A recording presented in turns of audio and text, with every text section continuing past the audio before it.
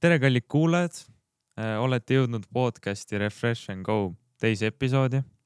Eelmises episoodis rääkisime vaimsest läbipõlemisest, kuid täna puudutame teemat füüsilise keha ülekuumenemisest. Aga olgem täpsed, keha ülekoormamisest. Minu nimi on Robert ning minuga istuvad siin kaassaatejuht Kristjan ja meie tänane saatekülaline on Risto Jamnes. Tere, Risto! Alustuseks palun tutvusta ennast veidi. Kes sa oled ja millega tegeled? Tervist kõigile. Tänan kutsumast. Olen siis, kuidas ma ütlen, hunt kriimsilm 9 ametiga Eestis. Et hetkel olen siis töö mõistes olen TalTech spordiklubis, olen üldfüüsise treenerina ja tegelen kogu taastusosakonnaga. Siis olen TalTech ülikoolis olen siis ka õppejõud ja nipet-näpet igast asju veel, et käin ka kergejõustiku koondisega mööda maailma, käin sportlastega laagris ja nii edasi. See sissejuhatav lause, mis sa kohe ütlesid, mind pani kohe mõtlema, et te rääkisite eelmises saates vaimsest läbipõlemisest, nüüd räägime nii-öelda füüsilisest läbipõlemisest. Ma seon kohe 2 asja kokku. Kuidas ma toon ühe mingi näite, et kui ma käin tippsportlastega laagris, seal on ju tohutu pinge peal hommikust õhtuni. Ma tegelen nendega, kui nende füüsise ei pea vastu, nad lähevad katki, siis kui tuleb tiitlivõistlus, nad peavad ju kellegi otsa vaatama. Ja nad vaatavad minu otsa, miks sportlane katki on, miks sa seal käid kaasas. Ehk siis minu töö on päris pingeline. Ja kuidas mina selle oma vaimse pingega toime tulen? Minu ainuke aeg minu endale ongi vara hommikul, kus ma ärkan enne teisi ülesse, ennem kui hakkab see päris rutiin pihta. Ma käin jalutan, natukene jooksen, kui ma olen kuskil soojas kliimas mere ääres, käin ookeanis ujumas ja see on see minu tund aega iseendale, kus ma ei pea teiste peale mõtlema, ma saan oma mõtteid mõelda ja peale hommikusööki ma mõtlen juba spordi peale. Tuleb esimene trenn, ma olen seal trennis kaasas, mõtlen kõik tegevused läbi, mis neile kasulik on, siis on taastusprotseduurid, õhtune trenn, siis on kell 6-7 õhtul, siis tulevad massaažid ja siis järsku ongi kell 9 ja magama mineku aeg. Ehk siis siuke hea näide minu tavalisest päevast treeninglaagris näiteks. Risto, kuulan ja imetlen sind, et kuidas sa ikkagi kõike seda jõuad ja see power, mida sa kasutad enese laadimiseks, on ainult hommikune, mis see aeg on siis? Pool tundi või tund aega või palju sa saad endale kulutada või lubada? Tunnikene. Kuidas sulle tundub, et kumb hakkab aeg-ajalt rohkem kuumenema sinu jaoks üle? Kas on see vaim, mis hakkab nagu närtsima ja vahepeal on vaja midagi veel muud teha või on see füüsiline keha, mis annab endast tunda, et kuule, et siin läheb paljuks, Risto, võta nüüd hoog maha, sul on oskused olemas. Praegult veel füüsis pole jampsima hakanud. Jupsima. Aga vanus on täpselt selline, kus kohe koputab uksele.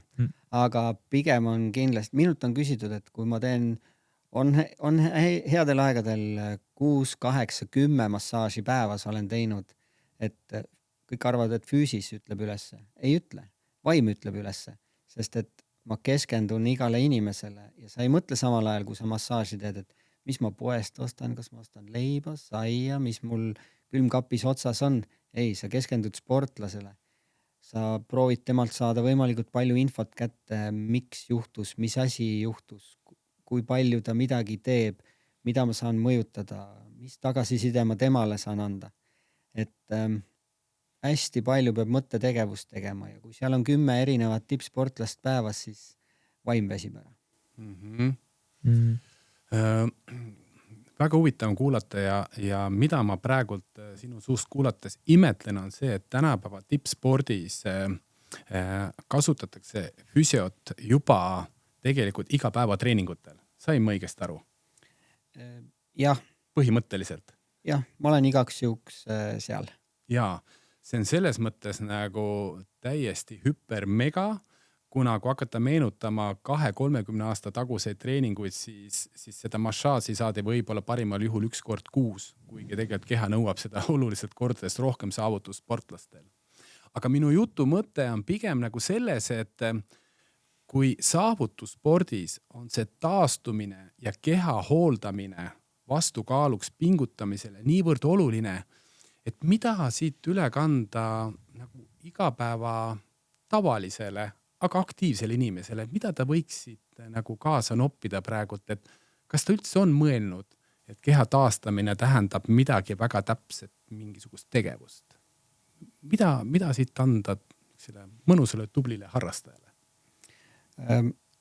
Oleneb jälle, mis tasemel sa harrastaja oled, et on selline uus inimtüüp viimasel ajal tulnud, on need amatöörprofid. Ehk siis kui sa teed profi koormustega trenni, aga amatöörina taastud, siis kindlasti ongi tagajärjed ja tavaliselt on need ülekoormuslikud tagajärjed. Et siis on kindlasti vaja ka mõelda taastumise peale. Aga kui sa oled aktiivne inimene, siis tavapärasest nii-öelda taastumisest, mis hõlmab korralikku und, head tasakaalustatud toitumist,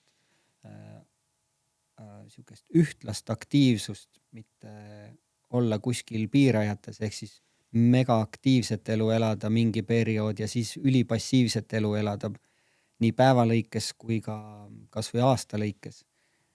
Et kui sa äärmustes ei käi ja oled üldiselt aktiivne ja sinu eluviis on enam-vähem normaalne, siis on tegelikult su organism peab päris pikalt ja väga tervelt vastu.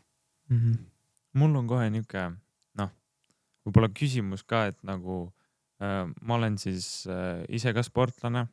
Ma treenin umbes 9 korda nädalas. Et näiteks, mis võiks mulle olla need ohud ja tead, ma olen niuke nii-öelda teeneka eas ka, tahaks nagu kõike teha, tahaks pulli ka teha, aga mis võiks ka olla see nagu oht? 9 korda nädalas treenimine nõuab kindlasti teaduslikku taastumist ka juba. Ja teaduslik taastumine ongi see, et esiteks treeningplaan peab olema väga läbimõeldud, millele, kui palju sa nädalas rõhku paned, kas sa teed aeroobset tööd, anaeroobset tööd, lihastreeningut, maksimaalseid pingutusi.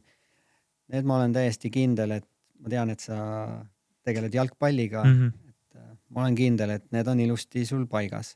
Sinu töö on kindlasti oma keha taastada läbi korraliku une, läbi korraliku toitumise. Tänapäeval on unest räägitakse päris palju ja põhjusega. Et need nutiseadmed, kindlasti ma ei ütle, et need on kurjast. See on tänapäeva üks osa. Aga unustatakse ära, et see nutiaeg vahetult enne uinumist, vot see on kurjast. Kuna need silmad võtavad, kui sa oled selles sinises ekraanis, olgem ausad, meil on kõigil voodi kõrval laua peal on telefon. Viimasena, kui sa lähed voodisse, paned telefoni laua peale, esimesena, kui sa ärkad, esiteks ta äratab sind, võtad juba nutiseadme kätte. Tegelikult vot see on halb. Kõige lihtsam soovitus on tund aega enne magama minekut ära puudu oma telefoni või nutiseadet. See on siuke hea lihtne ütelda, üliraske teha. Ka meil täiskasvanutel. No kindlasti, mina ei suuda seda teha. Aga sa tead, et... Aga ma tean seda, et nii peaks. Väga hea, ausus on hästi oluline. Risto, sina kui füsioterapeut oma Hunt Kriimsilma ametis oluline rollidest on ju. Et oletame, et ma olen 20-ndates noor või vastupidi 40-ndates täiskasvanu. Ja ühel hetkel ma olen otsustanud, et tegelikult ma sean endale väga konkreetsed eesmärgid. Ma võtan näiteks, ma ei tea, triatoni. Ma tahan siin 3 aasta pärast teha täispika triatoni. täispikk triatlon on siis teatavasti ligi 4 kilomeetrit ujumist, 180 kilomeetrit rattasõitu ja maratoni jooks, et see on midagi hullumeelset. Ma võtan selle. Ja ma olen praegu 2. aastas. Ehk ma teen 6 korda nädalas 3 tundi päevas trenni ja tegelikult mul on päris hea areng on praegu võimas olnud, aga ma ei ole taastumisele mõelnud. Kas ma olen õigel teel? Tunnen hea. Ma pean sinult küsima täpsustavad küsimused. Siis seesama sportlane, kas tema eelnev taust läbi oma elu on olnud aktiivne ja teiseks, kui palju ta kaalub? Ma hüpotiseerin ja ma pakun, et tegelikult ma olen olnud passiivne. Et mulle jäi silma üks selline 5 aasta tagaune sellised saateklipid, kus maratoni hakati populariseerima meedias ja tänu sellele kutsuti avaliku elu tegelased ja nad olid siiani elanud passiivset elustiili. Ma mõtlen midagi sarnast. Suhteliselt passiivne olnud, pigem kergelt ülekaaluline, ütleme selline 5-6 kilogrammi, mitte väga hull, aga nüüd võtsin uued sihid. Võt midagi sellist. Ja, siis ma arvan, esimese hooga soovitan, et 3 aastat on liiga lühike aeg. Võta eesmärgiks 5-7 aastat, tee rahulikult trenni, jõua sinna staadiumisse, kus su organism terviklikuna on harjunud või kannatab selle pika koormuse ära. Sest et kui su organism ei ole valmis selliseks pingutuseks, isegi kui sa lähed lihtsalt läbima, mis on kindlasti peaks olemagi eesmärk läbida, mitte võistelda naabrist parem, siis ikkagi liigesed ei ole selleks ette valmistatud, võib-olla lihased isegi on, aga liigesed ei ole ette valmistatud selliseks koormuseks. Et pigem ütleks, et võta veel aega, naudi protsessi, mitte lõpptulemust. See väga mind praegu kuidagi nagu kõnetab, et mul meediast jääb meelde, võib-olla ma eksin, aga see siht oli selline 5 aastat või veidikene rohkem. Ja ma mäletan, et nad said sellega hakkama. Aga kui me vaatame pikka perspektiivi, siis hetkel sind kuulates mul jääb küll nagu kõlama pigem see asi, et kuule tasa ja targu ja kõiki hulluseid, mida meile väljakutsetena esitatakse, ei pea võtma selles mõttes tõepähe, et see on sinule parim. Et ole tark ja pea hoogu. Jah, et see pingutusmoment on liiga suur organismile. Sa ühel hetkel maksad lõivu sellest. Kindlasti ma propageerin sportlikku tegevust, aga progressi on vaja nautida. See lõpptulemus on üks osa sellest ja võib-olla lõpuks on ta kõige väiksem osa. Aga inimloomuses on ju see, et kui sa millegiga hakkama saad, siis sa saad ju sealt ju oma eufooria. Sa igal juhul on eesmärk ja kui sa oma eesmärgi saavutad, siis on ju rahulolu tekib. Et kes seda protsessi nii väga ikka naudib, aga spordis, kui sa oled ikkagi tavainimene ja su eesmärgid ei ole olümpiavõit, siis on vaja protsessi nautida rohkem kui seda eesmärgi saavutust. Mul ongi niisugune küsimus nüüd, et millega või mis probleemidega ja näiteks millal pöörduvad just harrastussportlased, mitte tippsportlased sinu peale peamiselt? Harrastussportlased ongi minu juurde sattunud ülekoormusvigastustega pigem või traumadega. Ehk siis näitena ongi, võtame endised tennisistid või korvpallurid, kes on noorest peast väga heal tasemel mänginud, Eesti tasemel või isegi maailma tasemel, siis neil on jäänud näiteks 15-20 aastat aktiivset sporti vahele ja nüüd nad uuesti panevad kossuketsid jalga ja neil on see mõte veel, et ma ju olin nii hea, ma panin veel pealt aga nüüd on juhtunud see, et kõõlused, sidemed, liigesed ei ole enam selleks valmis, lisandunud on 20 kilo ja kui sa proovid lihasmälu pealt sama liigutust teha, mis sa 20 aastat tagasi tegid, no siis on pigem garantiikiri, et seal midagi annab järgi ja tavaliselt on see Achilleuse kõõlus.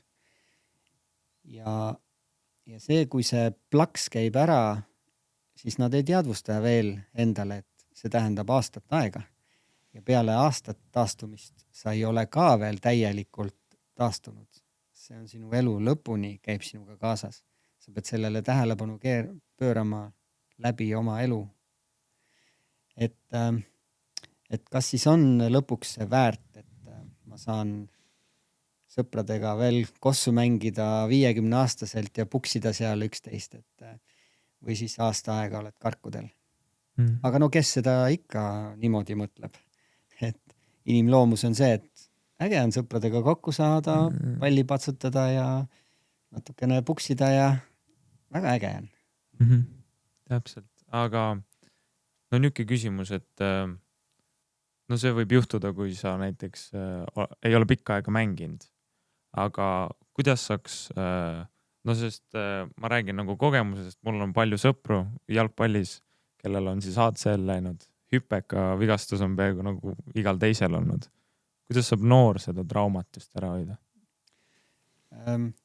See ei ole nüüd lõpuni ära tõestatud, vähemalt mingid uuringuid ma ei ole niimoodi seda järeldust saanud teha, aga see on minu isiklik subjektiivne arvamus, et kuna maailm on muutunud, siis mingil hetkel noorpõlves me käisime kõik, ronisime puude otsas, meil oli seda õuesporti hästi palju, nutiaega, passiivsust.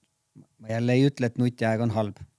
Et seda passiivset eluviisi oli palju vähem, sest et meil oli noortel lastel või noortel inimestel oli igav pidevalt ja siis sa mõtlesid midagi välja.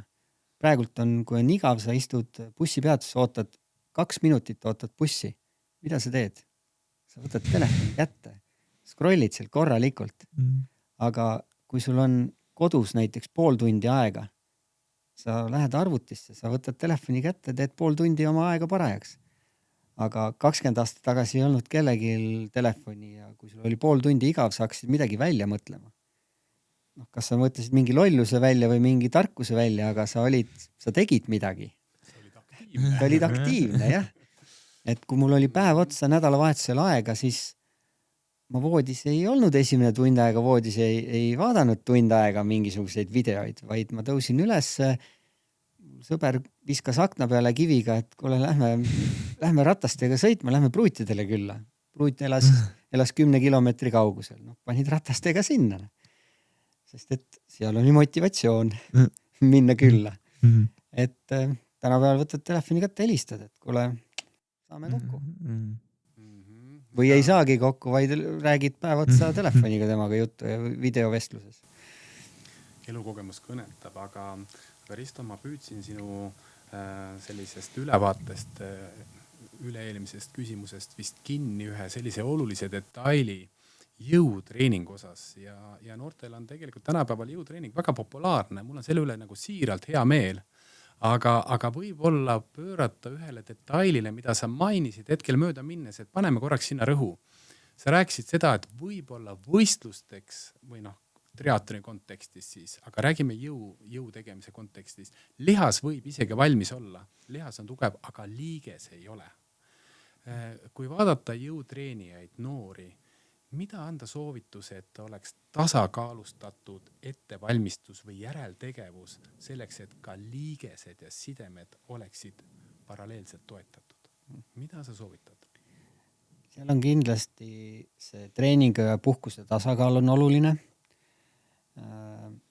Teiseks step by step areng, ehk siis sa ei tohi liiga suurte ampsudega areneda, isegi kui see sama lihas kannatab välja selle näiteks kükkimise. Ma saan panna iga nädal 10 kilo rahulikult juurde, siis tegelikult sidemed ja liigesed ei ole veel valmis. Et sealt siis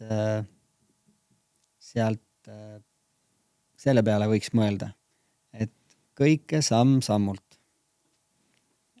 Ja kindlasti tehniliselt peaks ka keegi üle vaatama kõik jõusaali harjutusvaras. Et kui sa teed kükid või väljaasted, teed väga vale tehnikaga, siis loomulikult koormatki oma sidemeid üle.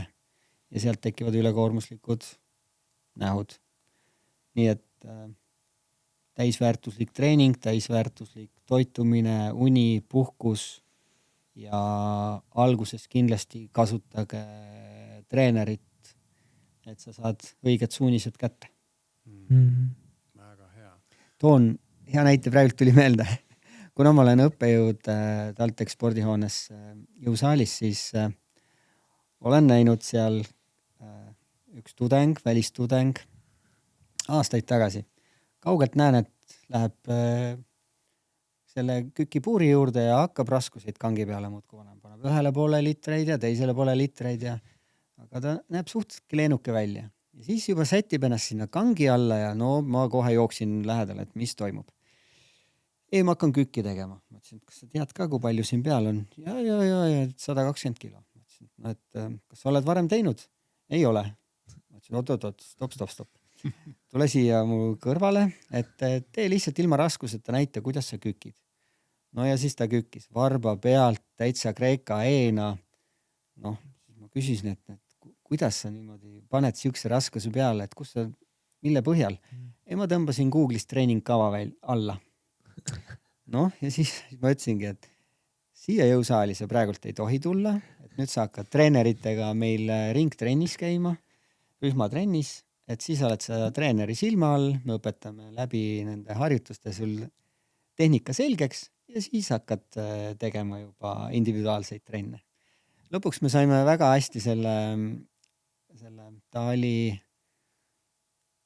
kas Iraanist või kuskilt sealt oli, Erasmusega oli üks välistudeng, et väga äge kutt, me saime lõpuks väga hästi läbi.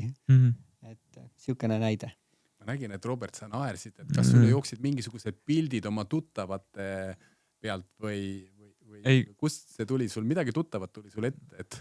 Natuke võib-olla kuidagi, no mul on ka niisugune nagu periood olnud, kus ma olen pidanud või lihtsalt tahtnud hoida, et jalgpallihooaeg saab läbi, antakse näiteks 2 vaba nädalat, aga peaks ikka kuskil käima. Ja siis ma olen ka nagu treening kuidagi selle Google'ist lahti võtnud ja siis just see, et seal olid täiesti nagu hoopis teised kilogrammid. See kuidagi ajas naerma lihtsalt, kuidagi tuli silme ette. Jaa, väga, väga õige. Tegelikult ega see Google'ist need treeningplaanid ja need asjad valed ei ole, aga nagu tänapäeval ikka infoühiskonnas lihtsalt seda informatsiooni on nii palju ja kuidas sa selle õige info sealt kätte saada, see on raske. Kindlasti seal on väga õiged kavad, õiged suunised on olemas, aga on ka väga palju sinu jaoks valet infot. Et kuidas sa selle õige kätte saad, see on raske. Aga mul niisugune küsimus tekkis, et ma arvan, kuulajal oleks kindlasti väga huvitav teada, et mis vigastusi on kogenud ise füsioterapeut? On. Spordigümnaasiumi viimases lõpuklassis vigastasin oma selga. See oli ka üks siis nagu põhjus, miks ma nii-öelda tipu poole pürgimise lõpetasin ära. Et hüppasin ühel päeval teivast, selg jäi valusaks. Noh, mis seal ikka, sellel aasta oli siis 99, enamus kuulajaid teilt polnud veel sündinudki. Et sellel ajal ei olnud siukest asja nagu füsioterapeut tuleb, ma lähen kellegi juurde. Oli perearst ja siis oli kirurg. Et need olid kaks arsti. Ja teisel päeval hüppasin kaugust ja siis ma jäingi sinna kauguse kasti lamama, sest et jalad mul kadusid alt ära. Ja mis seal ikka, siis sain kuidagi ühikasse, siis paar päeva niimoodi natuke olin ja siis kui uuesti liikuma sain, siis natuke liikusin ja kuidagi sain üle. Et see oli üks suuremaid asju, mis on nagu spordiga seotud vigastus minul. Aga noores peast, ütleme nii, et mulli sees ma pole kasvanud, et luumurdude arv läks peale 4, läks lugemine segamini, et neid on terve hunnik olnud ja siis mingist hetkest käisin põlveoperatsioonil lihtsalt liigest puhastamas. See oli lihtsalt siuke, kuidas ma ütlen, korraline hooldus endise sportlase puhul. Aga see oli siuke kerge ortopeedi puhul see tähendab niisugune hommiku hambapesu, 15-20 mintsa korraks puhastada. Ja ma olin samal õhtul olin haiglast väljas ja järgmine päev sõitsin rattaga, nii et. Aga ei, muidu enam-vähem püsinud. Suurepärane. See enam-vähem kõnetas mind, et igal ühel on meil mingisugune kogemus ja kuna praegu on spetsialist mul kõrval, mul on täitsa niisugune tunne, et tahaks öelda, et kas tohiks praegu ühe vastuvõtu läbi mängida. Loomulikult. Suurepärane, ma kasutan võimalust. Teatavasti vastavad teenus on tegelikult üsna sellise krõbeda hinnaga või on mingine laiskus või muu põhjus olnud, kes teab. Igatahes minu lugu on siis selline, et noorpõrves oma erialaga maadlusega tegeledes on tõenäoliselt, olen õlale saanud liiga, on kuskil mingisuguses nurgas see väända moment olnud liigesel ebasobiv ja kuskilt on jäänud trauma peale. Aga probleem ja jama seisneb selles, et sellest on möödas julgelt 20 aastat, aga see õlg mul käsi eest üles sirgelt tegelikult naljalt ei liigu. Ja see valu, ma saan teatud harjutusi, teatud nurga all teha, aga väga tihti pärast on liiges tuim ja valulikkus ja tema liikumise amplituud ei ole kaugeltki see, mis on teine. Aita mind. Mida teha? Õige järjekord peaks olema siis niimoodi. Perearst vaatab üle, vajadusel suunab ortopeedi juurde. Ortopeed vaatab üle, vajadusel lisauuringud, tavaliselt MRT, magnetresonantstomograafia. Pildi järgi vaatab üle, mis toimub ja soovitab siis järelravi. Suunab füsioterapeudi juurde, süsteravi soovitab, ehk siis konservatiivne ravi. Kui konservatiivne ravi ei aita, siis on operatiivne ravi. Ehk siis võtab noa kätte, vaatab liigese sisse, mis toimub. Puhastab vajalikud asjad ära, aga selline peaks siis olema see ideaalmaailmas, ideaalne järjekord. Siiamaani on mul see tegemata, tunnistan ausalt. Kas on olemas ka esialgu ja mul on tunne praegu sind kuulates, et ma pean selle teekonna ette võtma, mul ei ole tegelikult pääsu. Me ei tea täpselt, kui kaua see aega võtab, et kas ma saan midagi toetavat teha praegu kuni sinna maani, et saada lõplikult selgus ja aidata. Mida teha? Kahjuks, eks ju, tänapäeval see sama, need sammud Eesti tervisekassa, ühesõnaga. Tervisekassast on selle nimetus. Haigekassa süsteemis tähendab aasta, 1,5, võib-olla 2 aastat, et käia need sammud kõik läbi. Loomulikult see on aja raiskamine. Esimesena soovitaks siis otsida üles füsioterapeut, kes teeb esialgsed testid ja juba sealt läbi harjutusvara saab sind aidata. Aga kindlasti sama ortopeedi arvamus ja MRT pilt aitab füsioterapeuti kõvasti. Igal juhul väga hea teada. Ja nüüd võib-olla mitte nii morbiidseks minna, et me räägime siin ainult, et asi on hull. Võtame sellise lihtsa ja praktilise asja praegu teemaks, nagu näiteks lihtne jalutamine. Millisel hetkel sina, Risto, arvad, et millal võiks olla jalutamine nagu treeniva iseloomuga, millal ta võiks olla taastava iseloomuga? Kas seal üldse on mingisugust erinevust? Et tavaliselt öeldakse, et lihtsalt liigu ja jaluta, et juba on kõik hästi. Kas siis ikka on kõik hästi, kõiki liigeseid arvesse võttes? Mis sinu arvamus on?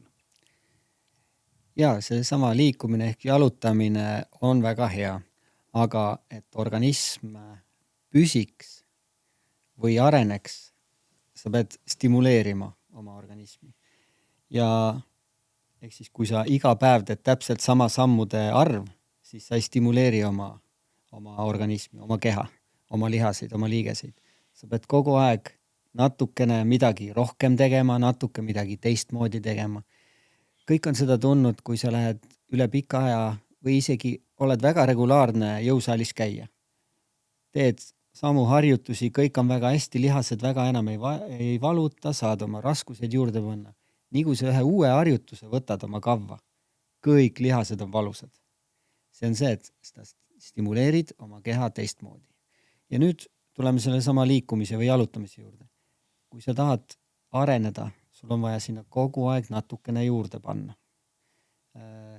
Kui sa tahad hormonaalselt või harmooniliselt areneda, sul on vaja nii aeroobset vastupidavust, ehk siis madalal pulsil tööd, kardiotreeningut, anaeroobset, sul on vaja erinevaid stimulatsioone. Samamoodi on vaja sinna siis ka väikest jõutreeningut.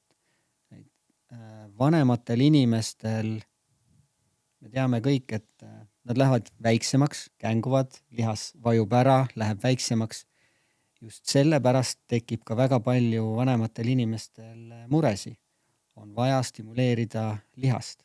Neil on vaja, vanematel inimestel on vaja just seda sama jõutreeningut, et hoida lihas toonuses. Ja see aitab neil kõvasti juurde tervelt elatud aastatele. Risto, ole ja täpsusta veel jalutamise kohta, et kas jalutamine on ühtemoodi kasulik või väheefektiivne või saaks seal kuidagi seda muuta, midagi teisiti teha, et kuidas tõsta tulusust jalutamisest taastumise ja aktiivsuse eesmärgil? Et siis oma organismi koormata erinevalt, siis soovitangi vanemal generatsioonil teha rahulikus tempos jalutamist ja ka viia vahepeal pulss ülesse, et tõstagi tempot, teha koos keppidega kõndi ja siis kolmandana ma kindlasti soovitan ka jõutrenni sinna vahele. Selle jaoks ei pea minema jõusaali. Tänapäeval on metsas, on väga paljudes metsades on need jõulinnakud, kus saab selliseid lihtsaid jõuharjutusi teha. Et koorma oma organismi erinevalt, stimuleeri erinevalt ja sealt saab siis südamelihas saab tööd, veresoonkond, lihased ei kärbu nii kiiresti. Et koorma oma organismi erinevalt. Aga oletame, et ma olen noor ja mulle meeldib jõutreening ja ma teen jõutreeningut, aga milleks mulle mingine metsajalutuskäik? Kui ma mõtlen nii. Kas sa ütled, et no okei, või vastupidi, sa ütled, kuule, tegelikult metsas jalutamine seal või mis sa ütleksid noortele? Täpselt sama mõte tegelikult, et kui see treening läheb liiga ühekülgseks, siis sa treenid ainult lihaseid, siis organism ühel hetkel ei arene edasi. Mingid asi, näiteks seesama aeroobne või anaeroobne võimekus läheb nii kehvaks, et sa ei jõua trenni teha. Toon näiteid. Näiteks väga palju, no mitte kas väga palju, aga on konkreetsed näiteid ilma nimedeta kuulitõukes, kettaheites. Nad on suured mehed, nende töö kestab ju ainult mõni sekund, kui sa kuuli tõukad, eks ju, sul on ühel hetkel maksimaalne plahvatus, 1-2 sekundit. Mida sa trennis teed? Sa pead ju ainult seda plahvatust treenima ja muud asjad pole olulised. Aga ühest hetkest see üldine treenitus läheb nii nõrgaks, et nad kõnnivad staadionile seesama 200 meetrit. Nad on juba sellest nii väsinud, et nad ei jõuagi tõugata enam kuuli. Ehk siis väga oluline on ikkagi oma organismi harmooniliselt treenida. Väga hea ja väga ilusti öeldud. Jah, täpselt. Mul on niisugune küsimus, et no eestlasena meil on nagu hästi tavaks käia saunas ja kindlasti nagu väga kõvas saunas või suurel temperatuuril. Ja kui näiteks ma olen keskeas mees, teen, ütleme, jooksen nagu hästi kiire tempoga või no nii-öelda pingutus on kõrge ja näiteks õhtul lähen sauna. Kuidas see võib halb olla, kuidas see võib just hea olla? Kui su organism on väga kurnatud, oledki väga kõrgel pulsil teinud kõvasti tööd ja pika aja vältel, siis saun tähendab põhimõtteliselt seda sama tööd teed edasi. Kui sa oled 1,5 tundi trenni teinud ja lähed 1,5 tundi veel sauna, siis kokku on su organism teinud 3 tundi trenni ja see tähendab kindlasti ülepingutamist. Ehk siis, kui sa käid nendes ekstreemsetes olukordades, viid pulsi väga kõrgele, siis seal samas ei saaks jätkata. Kes jätavad oma trennid väga hilise kella peale, näiteks õhtul lõpeb väga raske trenn kell 10 ja kell 11 tahaks juba magama minna, siis enamusel ei tule und, sest et pulss on veel üleval, keha on väsinud, üleväsinud ja kui sa sinna nüüd paned veel sauna otsa, siis su organism on täiesti ületreenituse ääre peal. Et kindlasti ei soovita siukseid maksimaalseid asju edasi teha. Kui sa tahad, käi mõnusas saunas kerges, ma ei tea, 60 kraadi, ole seal natukene, käi jaheda duši alt läbi, mine uuesti sauna, uuesti jaheda duši alla. Vot see on taastumine. Et ekstreemset trenni ekstreemse saunaga ei paranda. Nii, mul tuleb kohe küsimus ja ma natukene provotseerin, aga üldse pahatahtlikult. See näeb siis välja selline, et Risto, et mida sa ajad? Saun on ju taastumine, sina ütled, et see on raske koormuse jätk, et kumb ta siis on? No, sa viisid organismi juba piiri peale ja kui sa nüüd võtad 100 või 120 kraadist sauna ka piiri peal, kannatad seal oma 4-5 minutit ära, noh siis ongi loogika, et sa ju hoiad oma organismi kogu aeg piiri peal. Et see ei ole taastumine. Ja ma olen tegelikult sinuga täielikult nõus, sellepärast, et sarnastes kirjeldatud olukordades on mul järgmisel päeval peavalu. Ja ma arvan, et seal on vedeliku kadu, mineraalainete puudus ja ülekoormus, kõik see summa summarumine kokku, mis põhjustab siis selle. Need on sellised esmased klassikalised ilmingud, mida mul on tunne, et me väga tihti tahame eirata. Aga tegelikult keha ütleb sulle, kuule, sa panid jälle üle. Võta rahulikumalt. Need amatöörprofid samamoodi, kui nad teevad mingi tugeva pingutuse, näiteks nad on võistelnud, siis peale võistlust nad tahavad neid taastumisasju kõike korraga ja palju. Küll käia saunast läbi, siis jäävannis, siis tahaks massaaži. Tegelikult see on kõik organismi koormamine sel hetkel. Pigem süüa, saada oma energiavarud organismis kätte ja puhata. Mine järgmine päev, ülejärgmine päev neid asju tegema. Mine jaluta, et organism saaks uuesti liikuma, verevarustus uuesti liikuma, liigesed liikuma, mis on ülijäigaks jäänud. See taastab su organismi palju paremini. Jaa, ehk siin Google ei aita. Google ütleb sulle, et saun, külmatreening, et kõik on head taastusvahendid, aga kui konteksti ei mõista, tegelikult kasu asemel on meil ikkagi kahju. Ja AI ei ole veel nii tark, et ta saab aru situatsioonist ja keha individuaalsest võimekusest. Tema jaoks inimene on inimene. Standardolukorrad ainult. AI ei tee enam ju mehel ja naiselgi vahet, on inimene. Ei lubata. Ja. Füsioloogiliselt me oleme ikkagi üsna erinevad. No pigem oleme.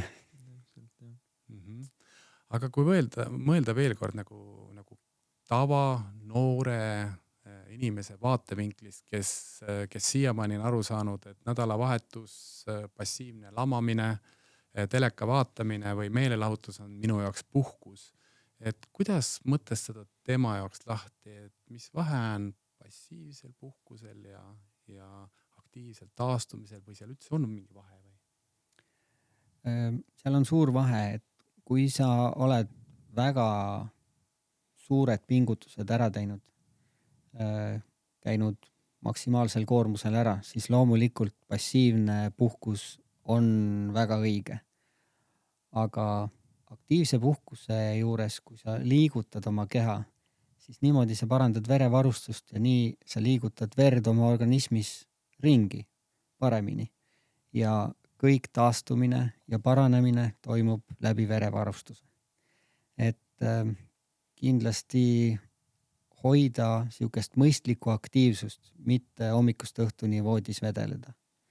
Kui on vaja energiavarusi loomulikult nagu koguda, siis on ka passiivne puhkus õiges kohas.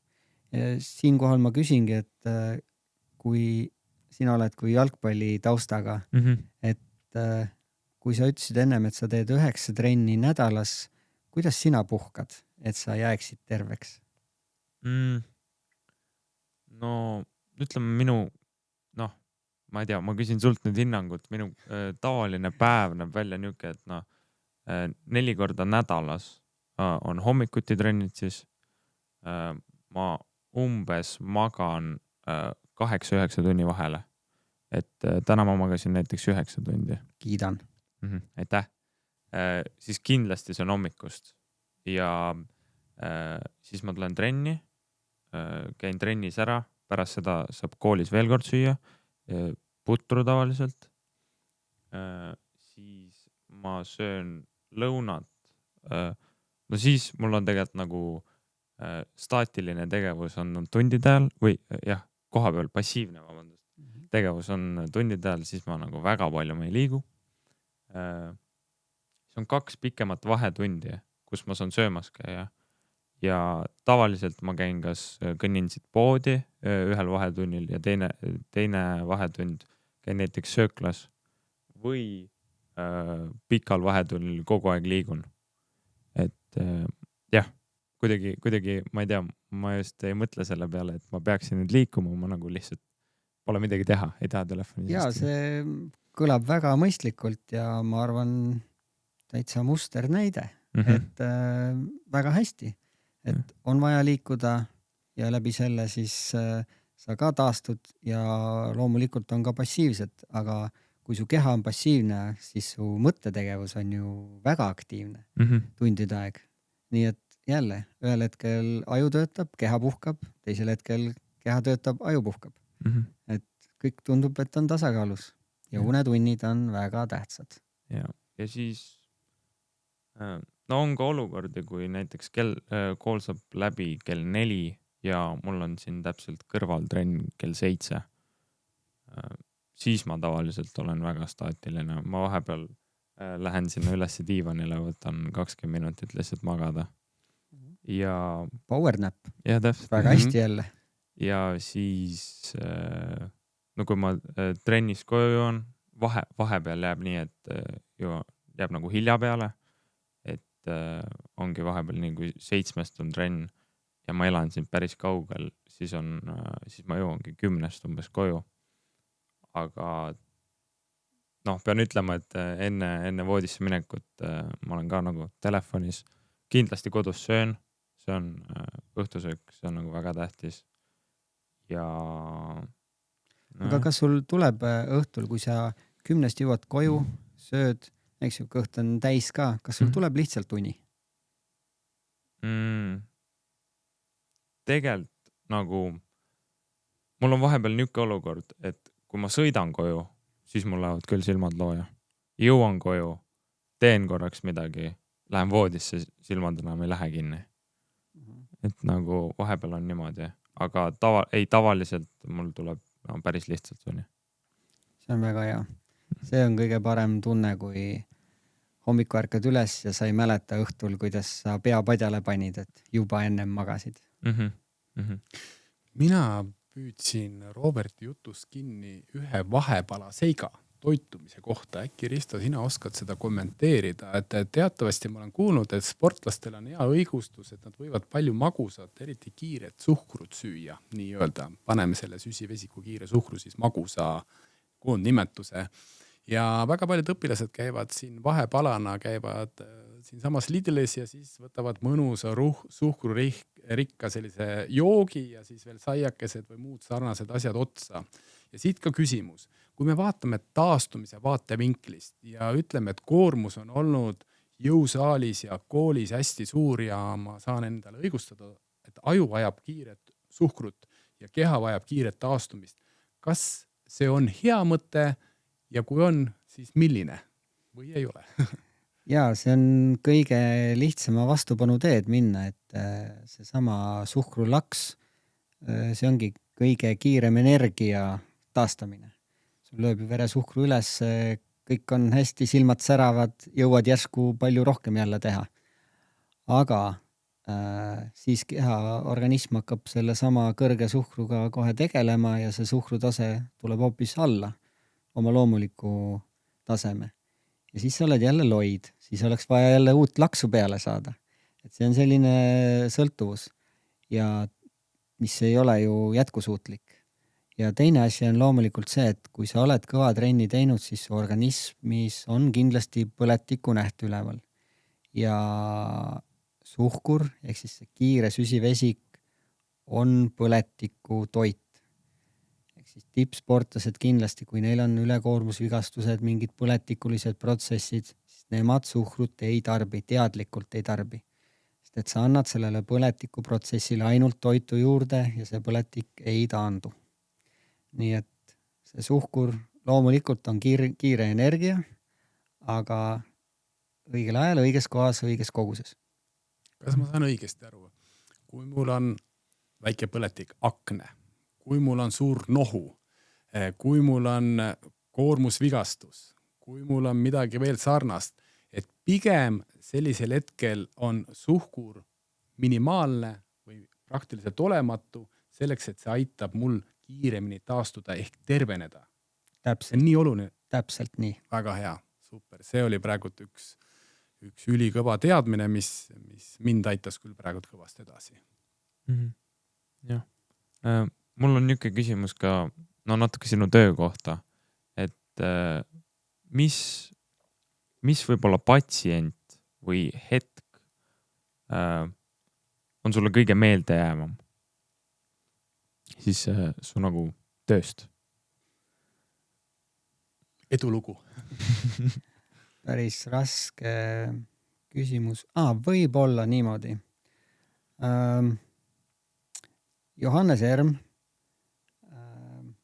hüppeliiges, ta Ameerikas libises kaushüppepaku pealt ja tegi päris katki oma hüppeliigese. Ja tal oli Tokyo olümpiale norm oli täidetud ja tuli minu juurde karkudega. No niimoodi vaevu liikus. Olümpiani oli minu meelest 2,5 kuud. Ja siis tuli minu juurde, ma vaatasin, et hakkame siis vaikselt taastumisega pihta, et liigutame siin natuke ja vaatame, mis olukord on. Ja siis tema ütles, et tema tahab olümpial võistelda. Ma ütlesin, et mis asja. Ja vaatas mulle siniste silmadega otsa, ütles, jah, võistlen seal. Ja siis ma võtsin kargud talt ära ja ütlesime, et enam sa isegi ei lonka, vaid sa lihtsalt kõnnid normaalselt. Ja siis me esimese 10 minutiga õppisime kõndima normaalselt. Kutsusin teisi inimesi juurde, et nad peavad aru saama, et kumb jalg tal on haige. Kui nad said aru, siis sa kõnnid ikka kehvasti, pead paremini kõndima.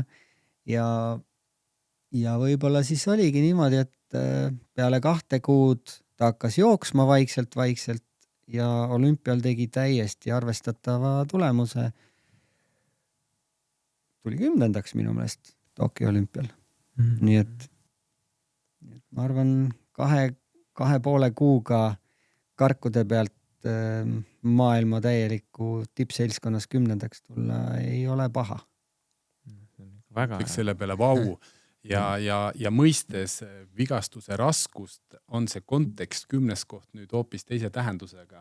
Kui me keskmiselt pealtvaatajana vaatame seda telekast ja mõtleme, see on Euroopa meister, 10. koht, siis nüüd tegelikult saad selle tahte olulisusest aru, et ma ütleks küll, et vau, et see on küll ikkagi super edulugu.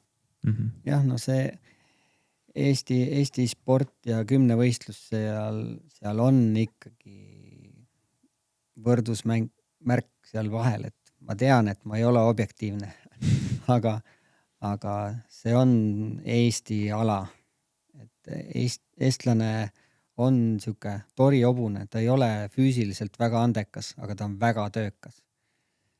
Eestlane ei ole kiire, ta ei ole väga plahvatuslik, ta on täpselt see torihobune, kes teeb tööd hästi palju ja see 10 võistlus sobib eestlastele. Niisugune küsimus. Mis on kõige suurem müüt füsioteraapias, mida sa tahaks üle lükata? Pikk paus. need igasugused müüdid, need muutuvad ajas. Et on seesama, võtame näitena venitus. Millal on dünaamiline venitus, millal staatiline venitus, millal on üldse venitus hea, millal ei ole hea. Mingid ajad öeldi, et venitamine on väga-väga paha, siis mingi aeg öeldi, et läbi venituse ilma selleta ei saa. Et läbi aja need muutuvad, need arusaamad. Aga nüüd on ikkagi jälle teadlikult, et kõik õigel ajal õiges kohas on väga hea. Et jälle, kui me natuke täpsemalt räägime venitusest, siis ongi, et staatiline venitus võtab põhimõtteliselt lihasest plahvatuse ära, lihtsalt räägituna, et seda enne maksimaalset koormust ei tehta, staatilist venitust, tehakse dünaamilist venitust ja siis peale koormust cool down'ist tehakse staatilist venitust, millega siis sa valmistad ette oma keha järgmiseks soorituseks. See nii täpne, spetsiifiline asi on juba nagu väga hea. Aga kui nüüd kuidagi kokku võtta seda tänast vestlust, mis oli ääretult põnev ja väga sisukas, et noori nüüd mitte ära ehmatada, siis kumb on tähtsam, treening või taastumine? Või mõlemad? Kindlasti mõlemad, et minu hea lööklause, et treenida on lihtne, puhata on raske. Et treenida on selles suhtes lihtne, et panna koormust juurde, treening mahtu juurde, treening arve juurde, raskuseid juurde, intensiivsust juurde. Et see on ju lihtne, aga puhata on väga raske. Puhkad liiga palju, efektiivsus kaob ära ja puhkad liiga vähe, lähed katki.